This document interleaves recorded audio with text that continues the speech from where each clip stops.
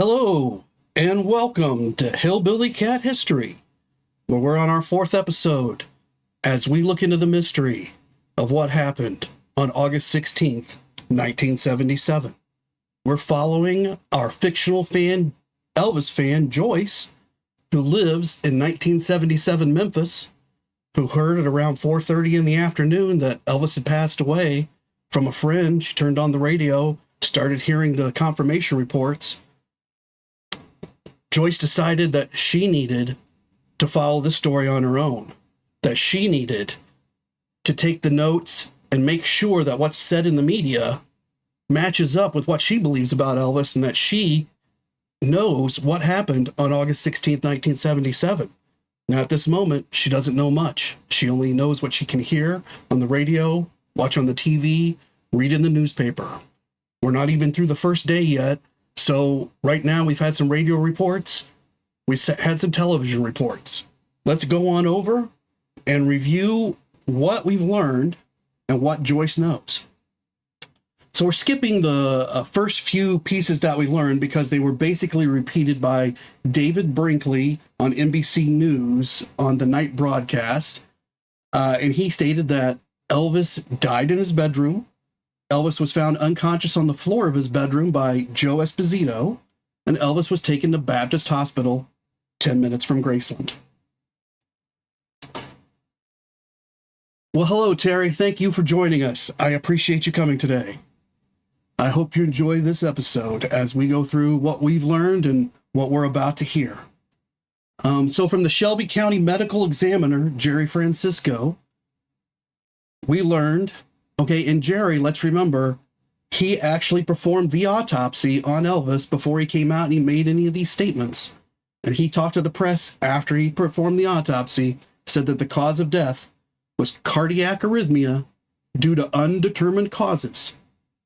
Several cardiovascular diseases were present, including hypertension, which they knew about before Elvis had passed away, and that meant that he had high blood pressure, but they described it as mild. But he was taking medication for it. Coronary artery disease. Now, this was something that they did not know that Elvis had. They found this during the autopsy. And I believe this means that he had a hardening of some of the coronary vessels that go to the heart, but we haven't really gotten into any details about that. We just know the term coronary artery disease. And Jerry makes it very clear there's no evidence of excessive drug use. So this is not a drug overdose. And he's very clear about it. He does state that there were traces of drugs found in Elvis's system, and we're going to see that in a slightly later report. And those have been sent off to a lab, a couple of different places. Those results are going to come back soon. So let's take a look.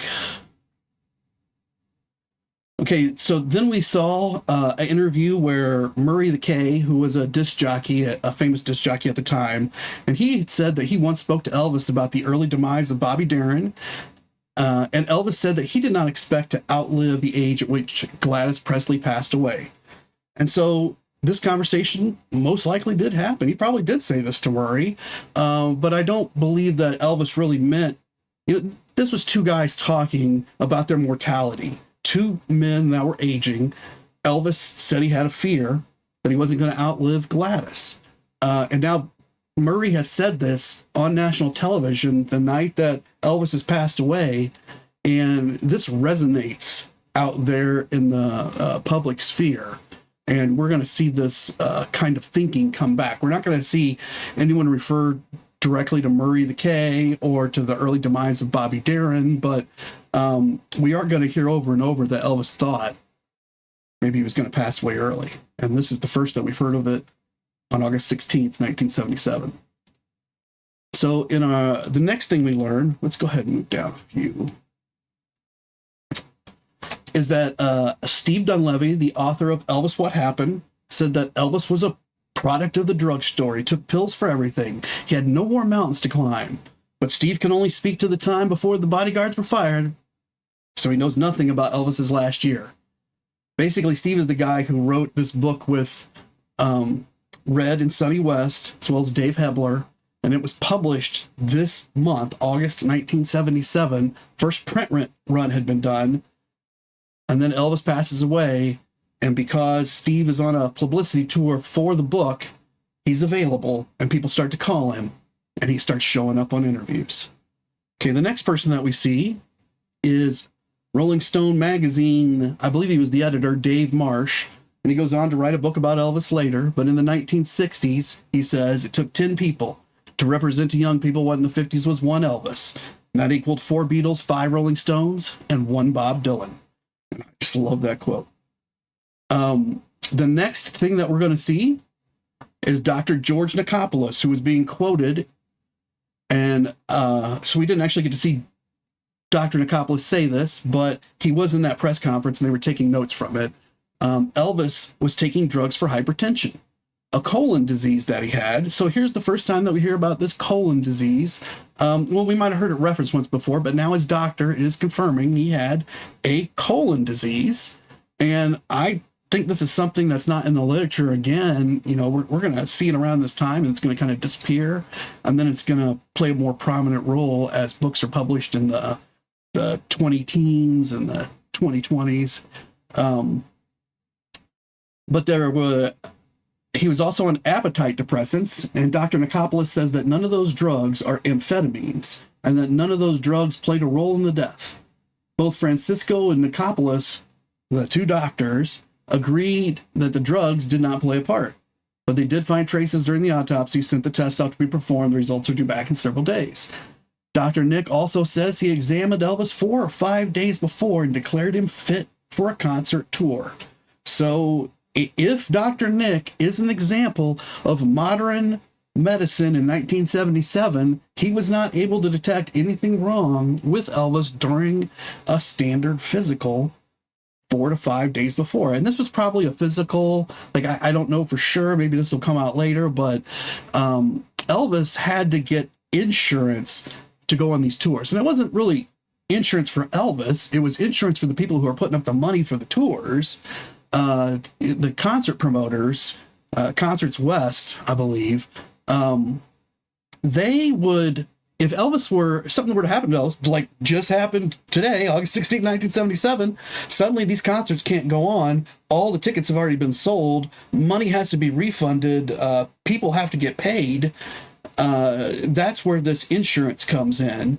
And in order to have that insurance, you've got to have a doctor say that, hey, I don't think this guy's going to drop dead anytime soon. Otherwise, the insurance companies, they're not real happy with that. They don't want to insure somebody that they feel is going to kick the bucket anytime soon. That's not what they're in the business for. So Dr. Nick signed off that he felt that Elvis was good.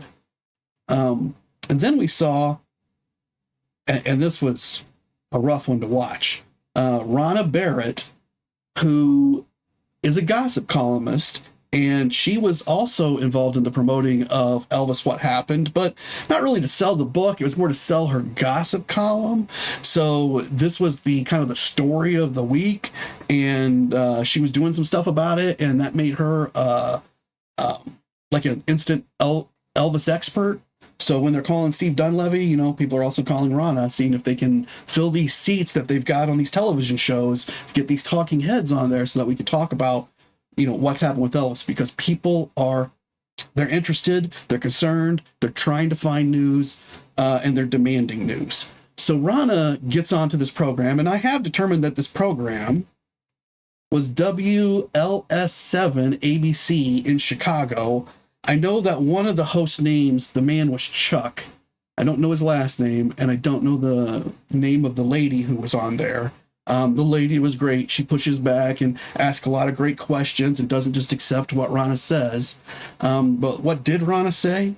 She said that police said that as a result of our report this morning, so Ronna had been on Good Morning America that morning and made a report about what was in this Elvis What Happened book, basically stating that Elvis was a pillhead, and if he was going to die from anything, it would be from drugs.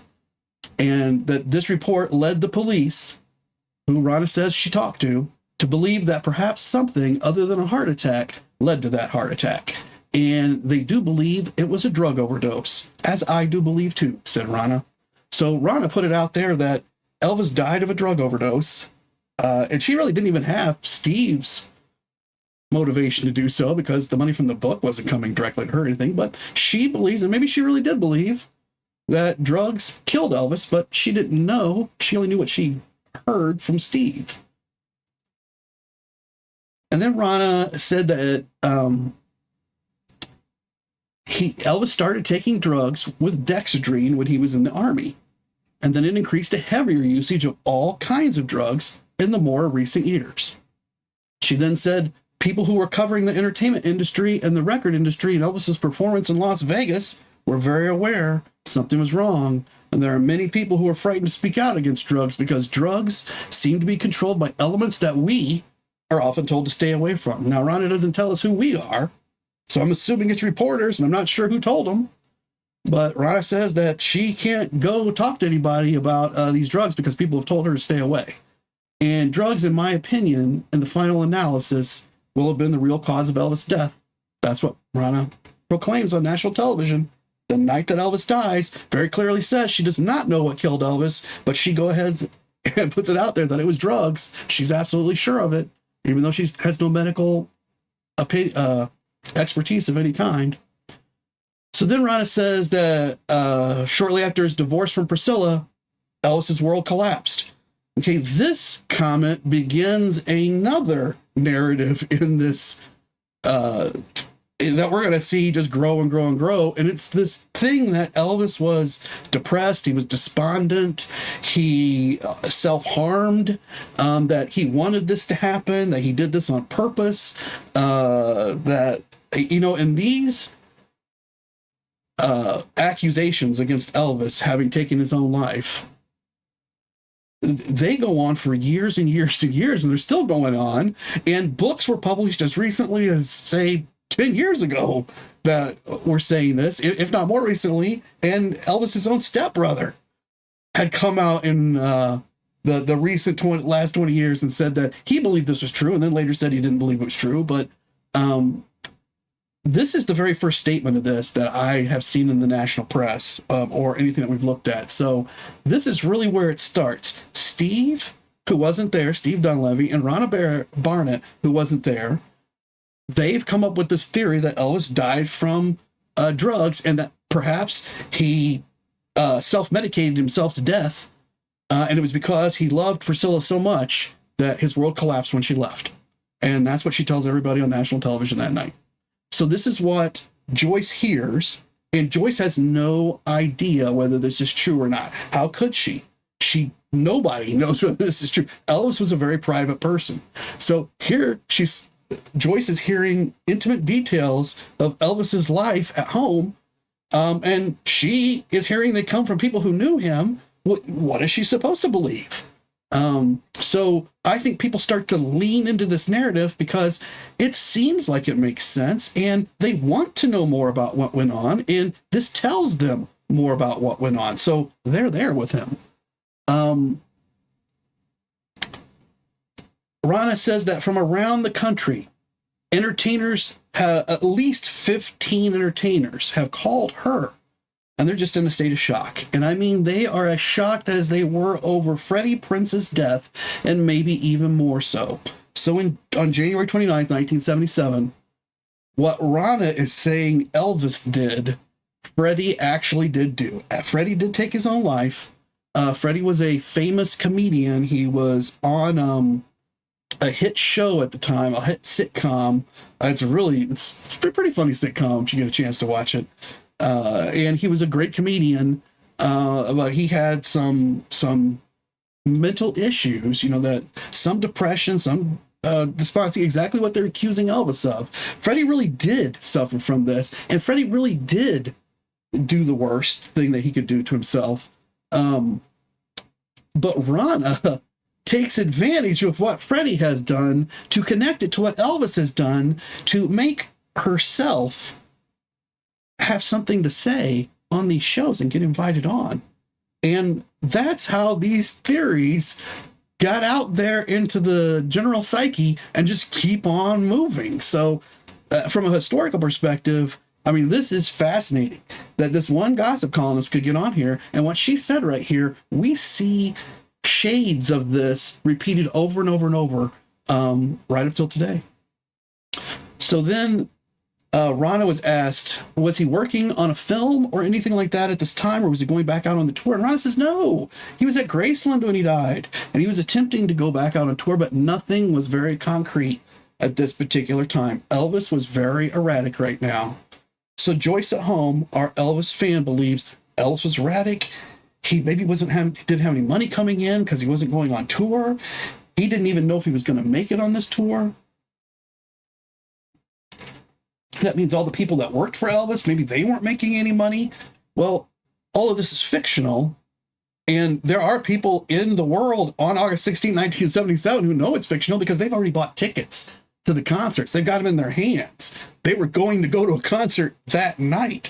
There was nothing that wasn't concrete. Elvis was going to get on the Lisa Marie, fly to Maine, give a concert, and then move forward with his 2-week tour. And people had already bought tickets. People were already scheduled to work. Merchandise was already there, ready to be sold. So I have no idea what Ron is talking about or why they just let her say it. All right. Now let's take a look at another piece here. Okay, we will see Joe Esposito. And this was Joe's first interview on air. He looked extremely frazzled. You can see that in the last episode if you want to go watch it. And if you didn't see it, I suggest you see it because Joe and Charlie Hodge are in this particular clip. But here were the important things that were said. Joe said he, meaning Elvis, was upstairs in the bedroom.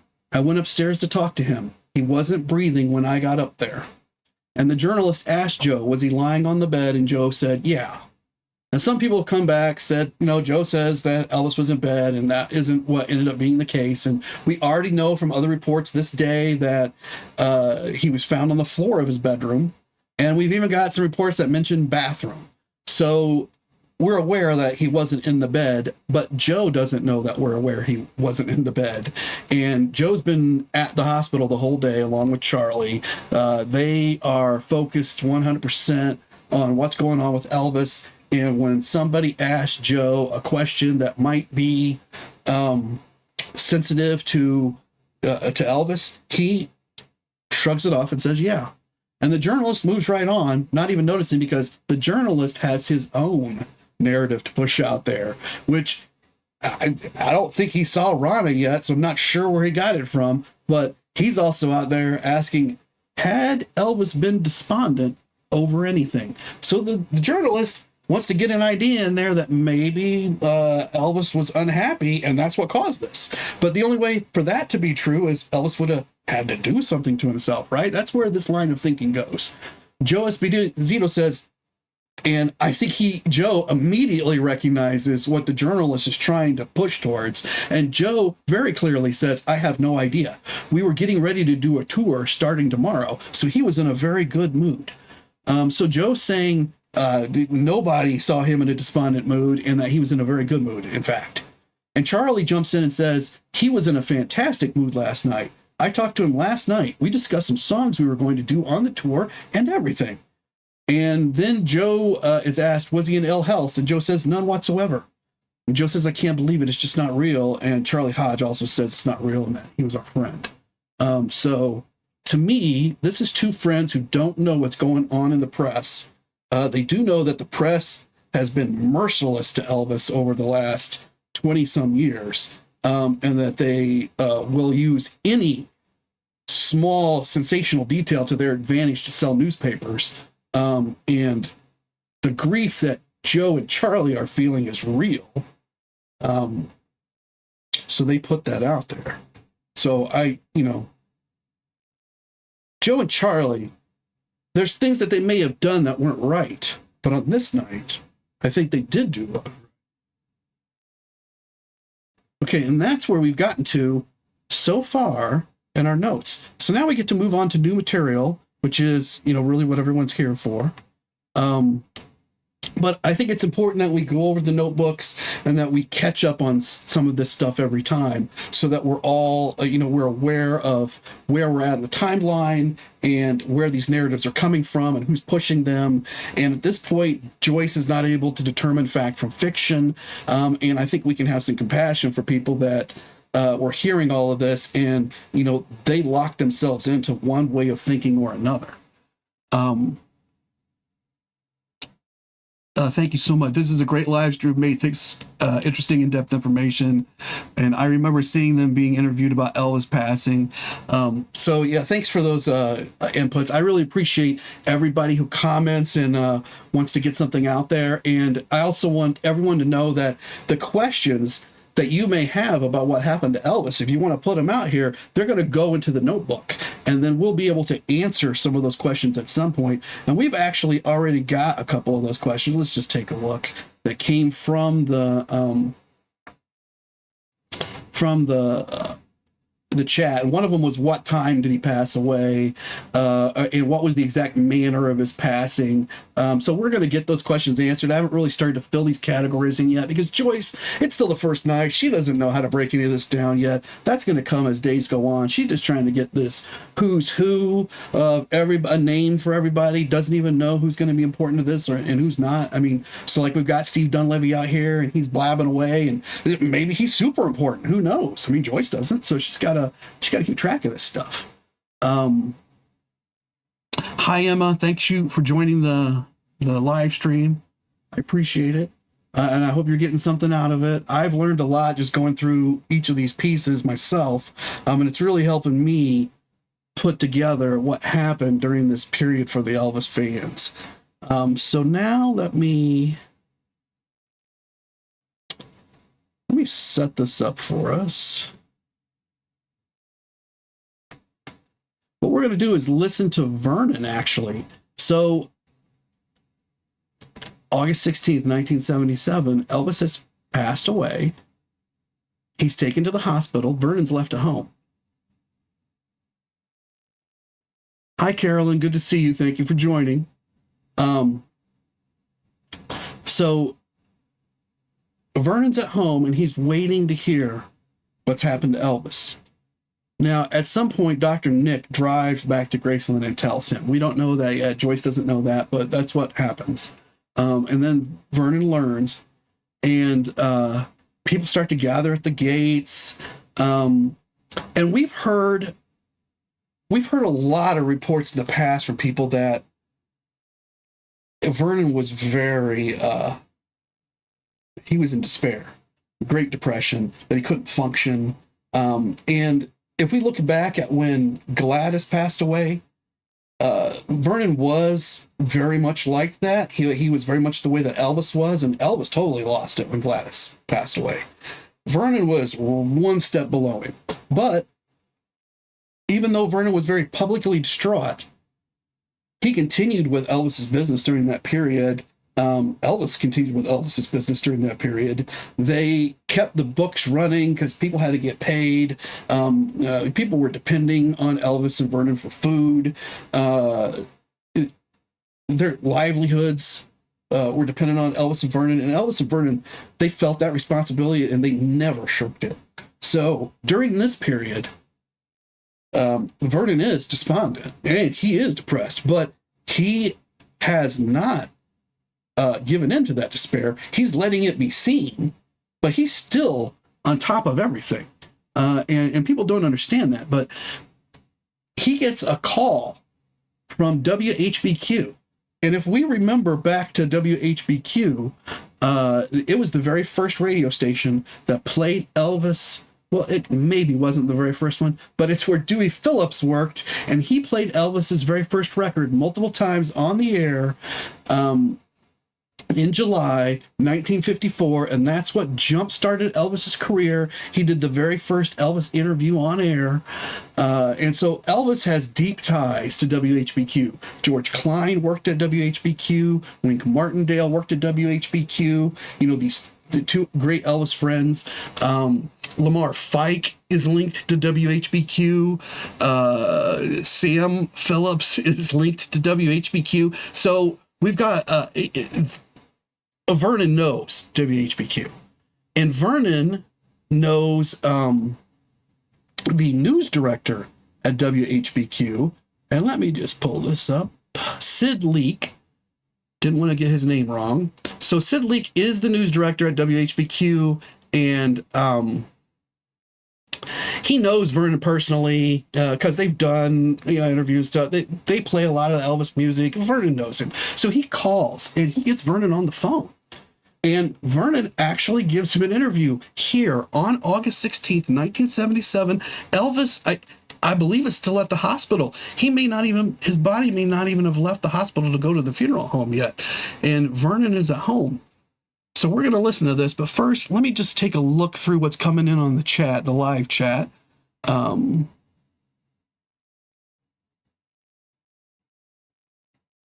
And then Carolyn's asking, wasn't Elvis severely impacted and 3 times the normal size? I think he had a heart attack from the pressure that his heart was very large, and a large heart, yes, but that's not been said yet. So Joyce doesn't know that, but yes, that is going to be revealed.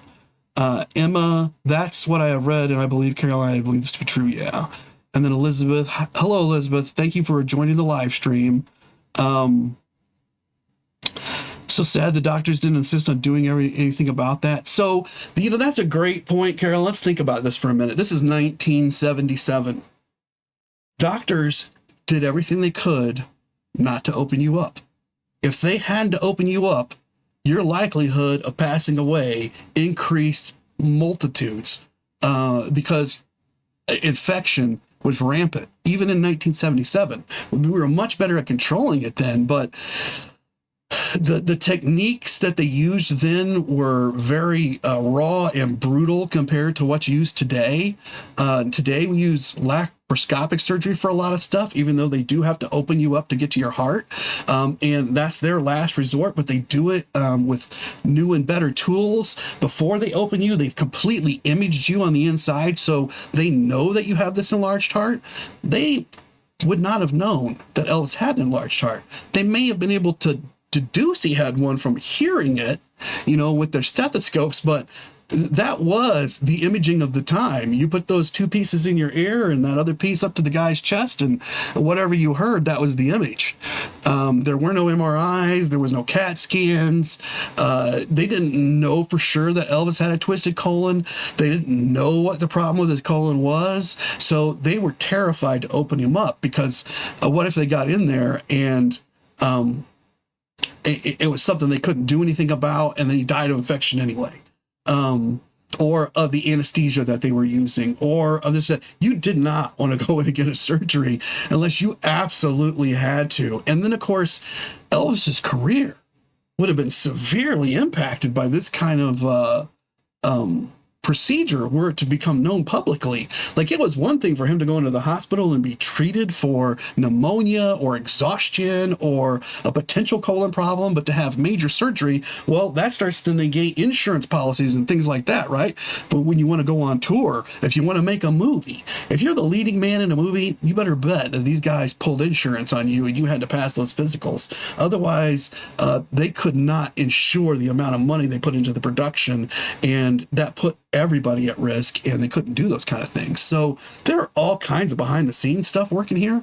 But the medicine part, they just, Dr. Nick, what kind of was at the top of the medicine? Now, Dr. Nick did not graduate very high in his class of medicine, but what he knew about medicine kind of was the state of the art at the time. And just to go ahead and finish off the comments here. Emma says, I had similar issues. Luckily, I had an operation before that happened, but that's what breaks my heart. Could seem help, he would still have been here. And it is possible he could have got some medical intervention that would have helped, but they, like I said, they were just terrified, and I don't think he was willing to go through with it. But the colon, oh yeah, his colon, Carolyn, was 3 times the normal size, but, so was his heart. So there were issues inside. And then it gets to me every time hearing about how Vernon struggled, right? And what gets to me is that Vernon gets such a bad... people feel like Vernon was ignorant and he didn't know anything and he couldn't do these things. Vernon had been doing this job for over 20 years. I mean, the man certainly learned something, and he had access to the brightest minds in the industry. And he was friends with the president of the local banks and stuff. So he had lawyers that he knew and that could do stuff for him. So this idea that Vernon was isolated in an office and never learned to read or write and couldn't do the arithmetic, it's just all false. Vernon was as smart a man as any other man on the planet. And he was very concerned about Elvis's money, and he took a lot of action steps to make sure that that money was protected. And then you say that Vernon was broken and he struggled. He was broken at the end. Everybody had passed away before him. Gladys, Elvis, his marriage with Dee had failed. He did have a girlfriend, a living girlfriend at the end, but, Vernon had been through a lot. And Terry saying Vernon was not in good health. That's true. He was not in good health. And yeah, it was totally different back then. And yeah, Elizabeth, I hate it when I hear people talk about Vernon like that too.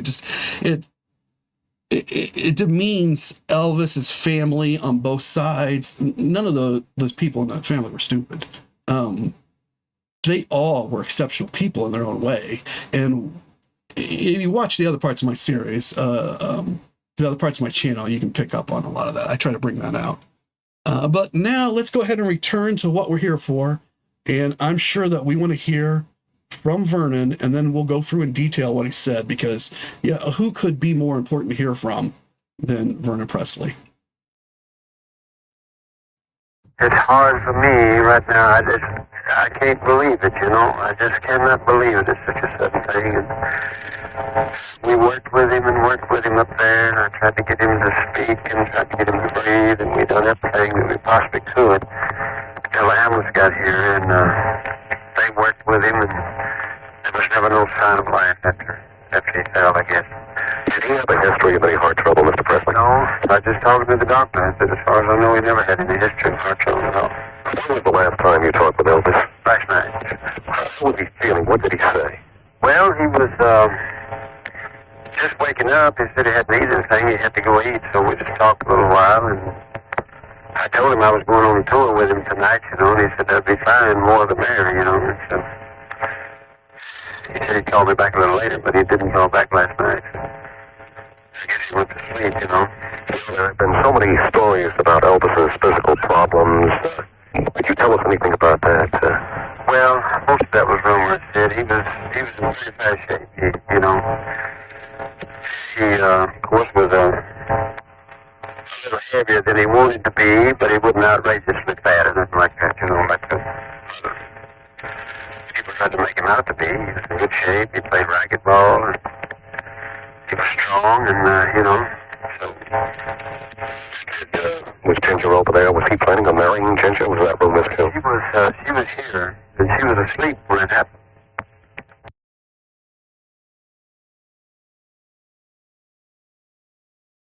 Okay, so we've heard Vernon. Vernon does not sound, Vernon sounds sad, but he doesn't sound out of it. He sounds like he knows what's going on, like he's capable of making decisions, that he's capable of keeping the empire running.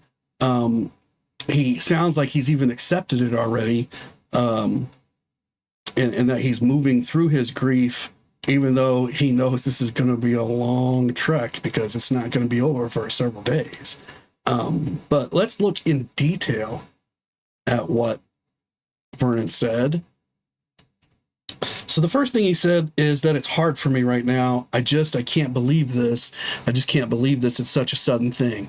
So that rings absolutely true, right? Like nobody, and what Vernon's telling you here is that he had no idea Elvis was going to pass away, that nobody would have looked at Elvis and said, oh, this guy's about to pass away. That when Dr. Nick gave him the physical a few days before, it lined up with what Vernon was seeing. So this shocked Vernon, took him by surprise. It doesn't sound like Vernon thought that even if he knew that Elvis was doing drugs, or that was true, that he thought drugs had anything to do with it, or could have killed him, because it's a sudden thing. You just can't believe it. So we worked with him up there, and I tried to get him to speak and tried to get him to breathe, and we done everything we possibly could until the ambulance got here. So Vernon was right there with Elvis, what we know now to be the floor of the bathroom. Notice that Vernon doesn't say that. So he as well is trying to maintain some dignity for Elvis. But he does say that he worked with him and tried to get him to speak. And we've heard stories, we're going to hear those stories later. They tried to get him to breathe, and we done everything we possibly could until the ambulance got here. So they worked with him. There was never no sign of life after he fell, I guess. So what Vernon's saying is that by the time that Vernon found Elvis, there was no sign of life. That Elvis had fallen at some point before anybody found him. And Vernon here says there was no sign of life after he fell, I guess. So Vernon doesn't know, but Vernon did know that when they put Elvis into the ambulance, he was already gone. That's what Vernon is saying. He wasn't really waiting for Dr. Nick to come back and confirm or anything. He already knew, and he was just waiting for things to play out. So let's look at the comments here. Emma says, wasn't it a bit of a stigma to talk about health problems at that time? I read before that people just talk about things even if they were worried. It was always kept private. And it's true. It was much more private back then, although there were no privacy laws about it. And that says something about society, right? Like, we all knew to keep certain things private at some point. And then at some point over the past many years, we've decided that those private things, well, they could be public, but there were reasons that our ancestors kept certain things private. And it's just an interesting point about how our current day society compares to the society from the past. And I don't know which way is better or worse. There's definitely things to be said about each way. But when I was a kid, my grandmother would never have told me about any operation she had, or that she was going in for an operation. And we didn't visit people in the hospital because other people in the hospital didn't want you bringing your kids in to get them sick because there were a lot of infection issues. So, we visited people when they got home. And people were in the hospital for much longer periods. So if you went in to have a baby, you might be in there for 2 or 3 days. Whereas now you might be home, much, much sooner, even if the baby stays. But back then, who knows? Like, every time you went in, nobody knew when you were coming back out. And that's why a lot of old people didn't like to go to the hospital, because they saw it as, in Elvis's grandmother, Dodger, is a person like this. She did not want to go to the hospital because she felt that if she was sick enough to go to the hospital, she was so sick she's never coming back. So it was different. And it sounds like Vernon didn't know about Elvis's health problems. I'm sure Elvis didn't tell him for fear of worrying him. Well, that's not quite true, because Vernon actually had a heart attack and was in the hospital when Elvis was also in the hospital. And when Elvis went to the hospital, it was like the whole world knew Elvis was in the hospital. So I believe Vernon was also friends with Dr. Nick. So I'm fairly certain that Vernon was fairly knowledgeable about what was going on with Elvis. And I don't think Elvis was shy to talk to Vernon about this, because let's remember, there's only one person in the entire world in 1977 that Elvis can 100% trust, and that's Vernon. Vernon will never leave him. He could trust Dodger, obviously, but Dodger doesn't work in the business. He could trust his Aunt Delta, but she does not work in the business. Vernon, as the only one of the family who actually works in the business, who Elvis can trust 100% and does trust 100%, and Vernon handles everything.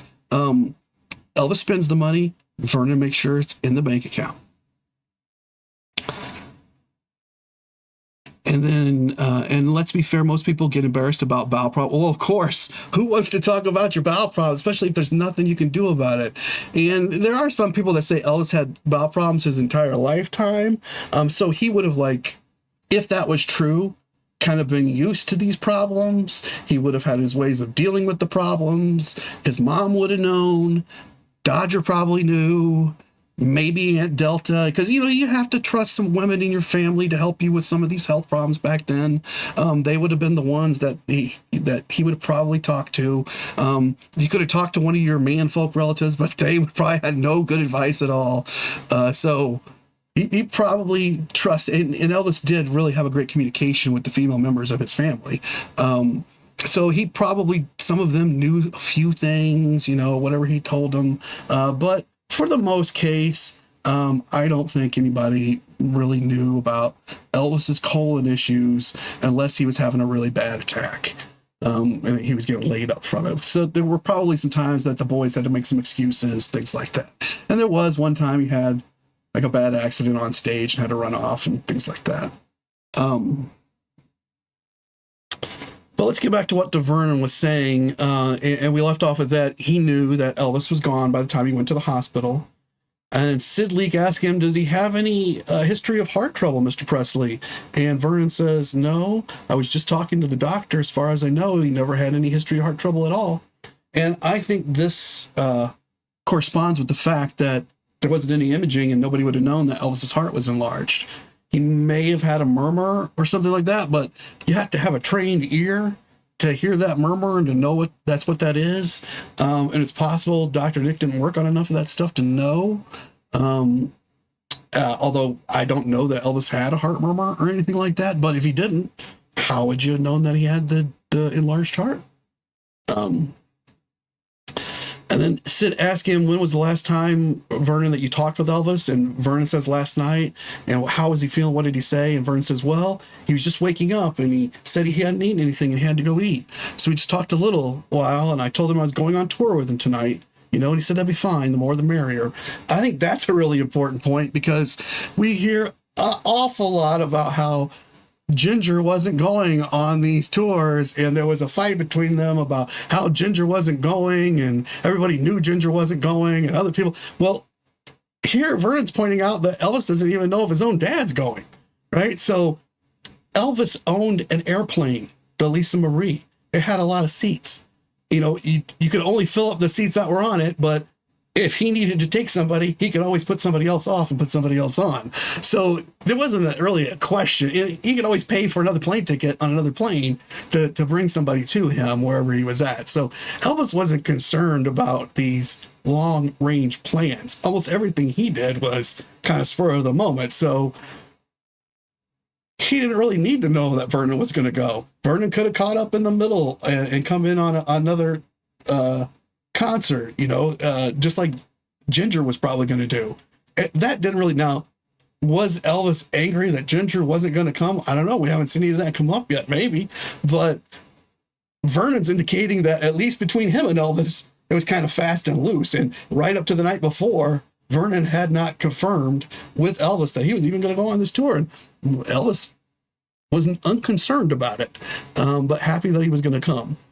I think he said he'd call me back a little later, but he didn't call back last night. I guess he was asleep, Well, I think Elvis is probably out playing racquetball, and we're going to see that in a while too. But this also makes it clear that Vernon didn't see Elvis in person. He called him on the phone. So Elvis, used to get up at a certain time, and it's not clear whether he called Vernon or Vernon called over to him, but they probably called back and forth every so often. They had to walk all the way between these two houses or drive the golf cart, and they just checked in with each other to see what was going on, and that kind of says something nice about Elvis and Vernon's relationship too, right? Like they live right next door to each other, but they're still taking the time to call each other on the phone and make sure everything's okay for the day, And what were they talking about? Because Vernon didn't even know that he was going to go on the tour until that night and told Elvis then. So they're just checking in with each other, just a dad and his son.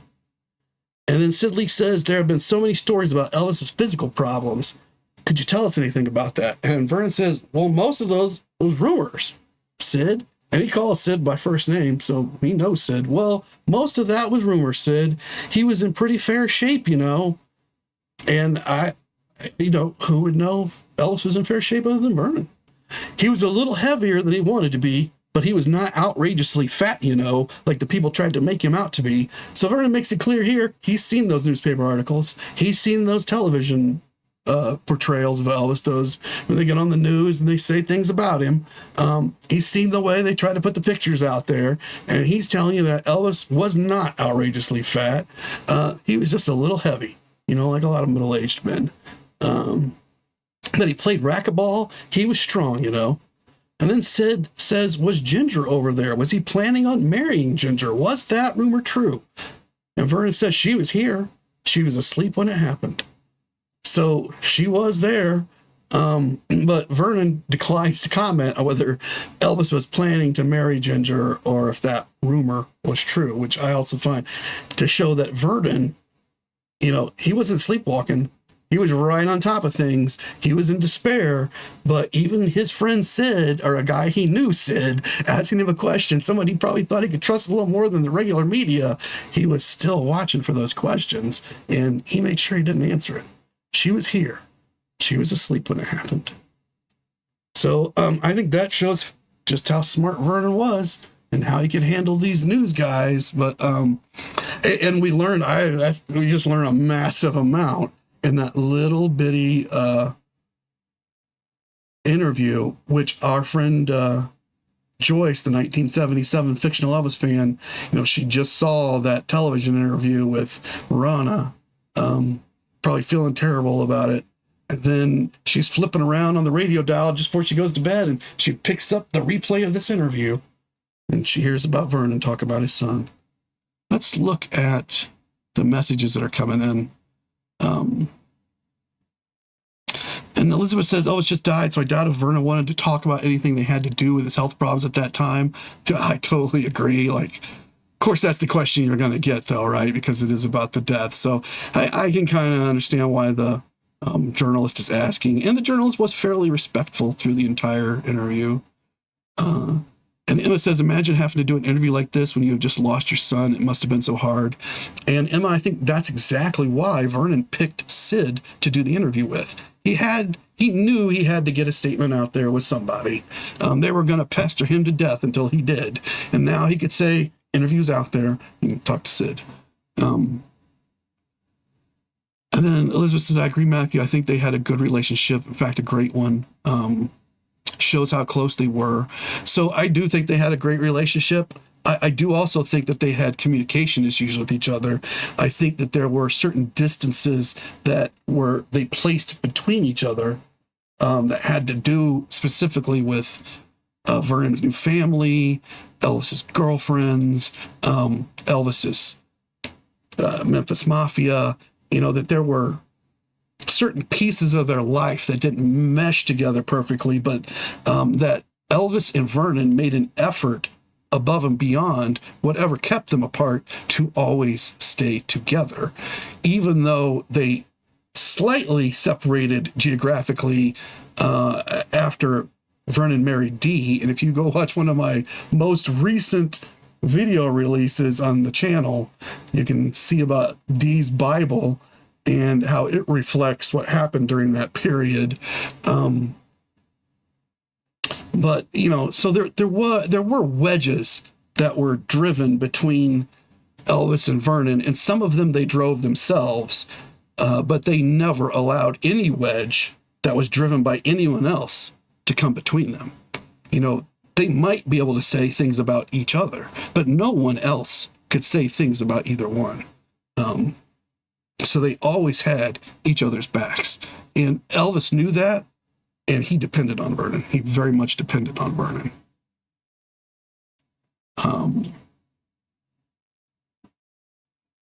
And I don't want to blame Elvis to want to distance himself from Dee.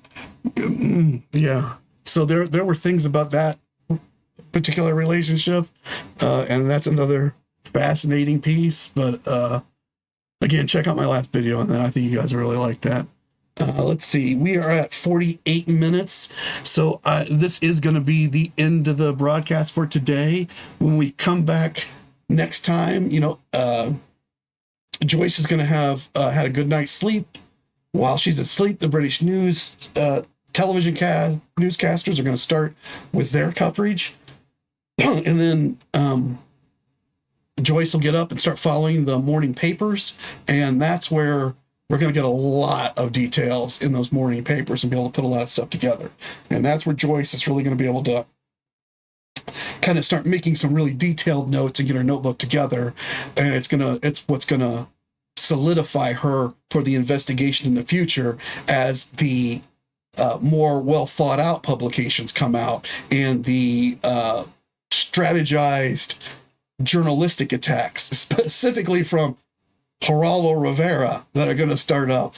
And even Bill Bixby, who was a co-star with Elvis gets involved in this craziness about looking at Elvis's the mystery of Elvis's passing away and pushing out these crazy theories, and it's going to get wilder and wilder and wilder.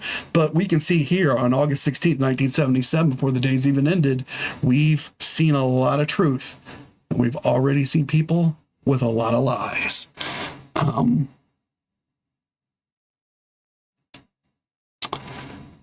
And I got a few people telling me that the Bible story was great and that they've seen it. Thank you so much, guys. I really appreciate that. I try to find these really unknown pieces that I've never seen in any books. I've never seen in any YouTube videos, that I've never seen in a magazine, or that I've never seen in a newspaper, or that if I have, it was so long ago everybody's forgotten about it. And that's what this Bible was. It was a piece that should never, and nobody should have ever seen it. It wasn't published, it wasn't out there for anyone. It just happened to show up on an auction website one day, and we suddenly get a new look into what Dee was thinking in the 1960s. All right, guys, I'm going to let you go now. Thank you so much for joining me for this live stream, and I'll see you again real soon for the next one. Keep on taking care of business.